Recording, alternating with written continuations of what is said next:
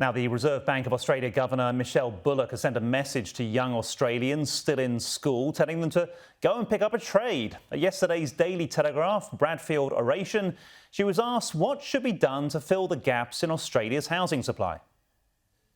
There is a shortage of skills in the housing industry, and some of that is contention for resources with all the other infrastructure projects that are going on.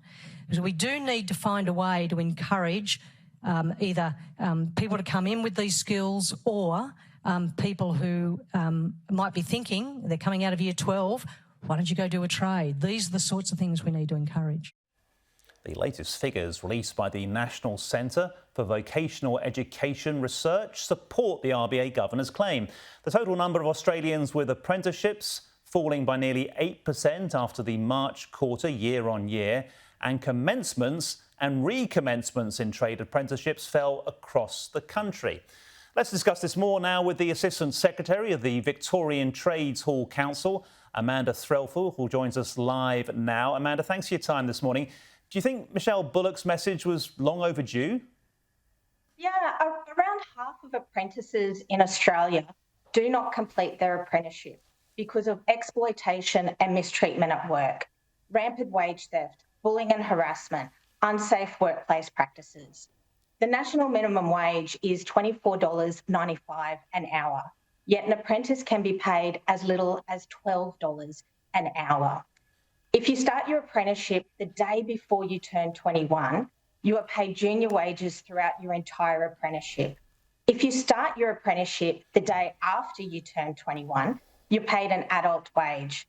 This is contributing to delays in apprentices commencing an apprenticeship, and it's also contributing to labour shortages. The Albanese Labor government is working with stakeholders to reform the incentive system, and there was a strategic review of the apprenticeship incentive system, and a report came out late last year. And we are very much looking forward to the Albanese Labor government's response in relation to the recommendations in the report. Do you think this is a recent issue? Because the idea of tradies is so firmly embedded in Australian culture, isn't it? Absolutely.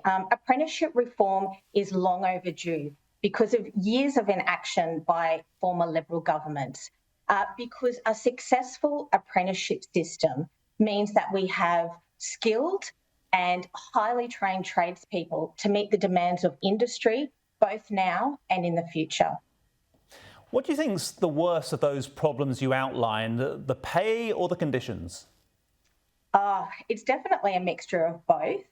Through our direct engagement with apprentices, the number one issue that they are coming to us with is wage theft.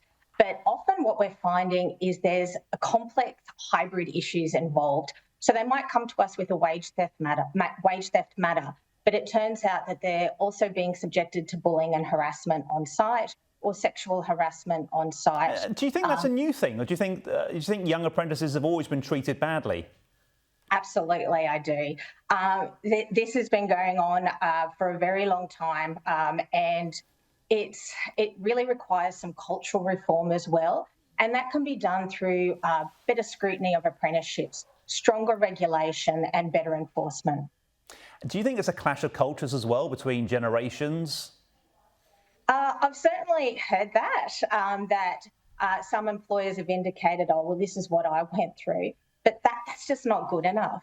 It doesn't mean that behaviour should continue. And we're seeing the detrimental effects, not only on apprentices, but on the entire apprenticeship system, because now we don't have enough people to actually build the houses that we require to cut our hair. We don't have enough hairdressers either. So this is a problem in terms of all industries.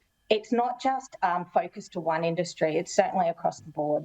Yeah, Amanda, I'm absolutely ancient, and I remember having to get shouted at in the newsroom growing up in TV and radio, and I'm glad that doesn't happen anymore. It just wouldn't be stood for. So change is a good thing, in my opinion. Really appreciate your insight into that. Let's hope things change for the better. Amanda Threlfall, thank you. Thank you very much for having me.